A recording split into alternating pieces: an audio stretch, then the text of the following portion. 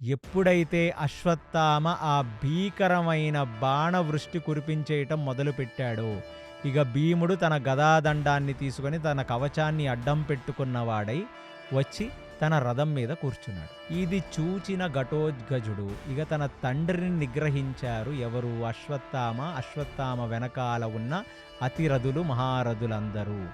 కాబట్టి ఎలాగైనా ఇప్పుడు అశ్వత్థామ వెన్నులో వణుకు, అతని గుండెల్లో భయాన్ని నింపుదామని చెప్పి అతను రథం మీద ఉన్నట్టే ఉండి ఒక్క నిమిషం ఒక పెద్ద ఆకారంలోకి మారిపోయి ఇక మాయమైపోయినట్టుగా మాయమైపోతే గాలిలోంచి కొన్ని వందల గండ్రగొడ్డళ్ళు, కొన్ని వందల రాళ్ళు, కొన్ని వందల ఆయుధాలు, కొన్ని లక్షల ఏనుగు దంతాలు వచ్చి భూమికి తగిలేస్తున్నాయి. ఇలాగా పైనుంచి అవి వచ్చేసి అప్పుడు ఒక్కసారిగా అశ్వత్థామ తన యొక్క కవచాన్ని అడ్డం పెట్టుకొని జరుగుతున్న బీభత్సాన్ని నిగ్రహించే ప్రయత్నం చేస్తున్నాడు.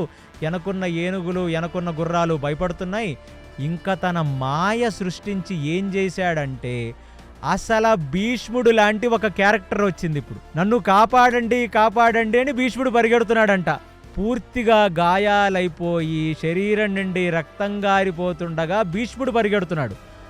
అప్పుడే మూర్ఛపోయిన ద్రోణాచార్యుడు తన చేతులు తెగిపోయి కాళ్ళు తెగిపోయి ఆయన పరిగెడుతున్నాడు. నన్ను కాపాడాలి, నన్ను కాపాడాలి, నా చేతులకి గాయాలైనాయి అని. కృపాచార్యులు పరిగెడుతున్నాడు.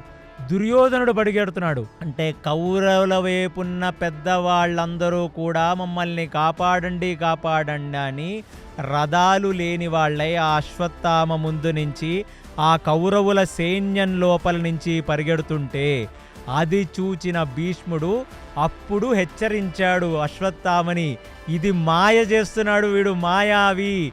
కాబట్టి అశ్వత్థామ నువ్వు దేనికి భయపడవద్దు. అశ్వత్థామకి ఏది నిజమైన మనిషో ఏది మాయ మనిషో అర్థం కాక ఎవరి వైపు బాణం వేయాలో ఎవరి వైపు బాణం వేయకూడదో అర్థం కావట్లేదు. అసలు ఇలాగా ద్రోణాచార్య, కృపాచార్య, భీష్మాచార్య, శల్యుడు, జయద్రథుడు లాంటి వాళ్ళు తలలు తెగిపోయి కాళ్ళు తెగిపోయి రక్తం గారుకుంటూ పరిగెత్తటం చూసి కౌరవ సేనలో ఉన్న పెద్ద సైన్యం అసలు దుర్యోధనుడే చచ్చిపోయి కింద పడిపోతున్నట్టుగా చూపించేశాడు.